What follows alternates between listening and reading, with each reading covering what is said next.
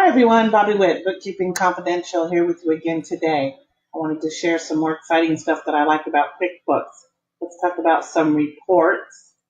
I want to talk about the statement of cash flows.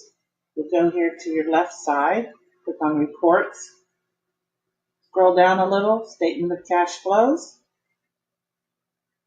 You can choose any time period that you want to look at, but we're going to look at this year to date. Click on Run Report. And it shows you your actual cash at the end of the period. It takes your net income amount, which comes from your profit and loss statements. You know how when you're working with your bookkeeper and you say, okay, well, where's the money? Where if it says net income, where is it? So I'm going to show you. There's your net income number. The cash flow statement picks up right there. And then these other numbers are from your balance sheet, which is right here, same time period. It picks up your accounts receivable, that's part of your cash, undeposited funds, liabilities, loans that you need to pay.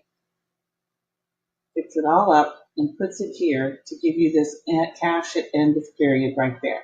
And that shows you your actual cash. Thank you and have a great day.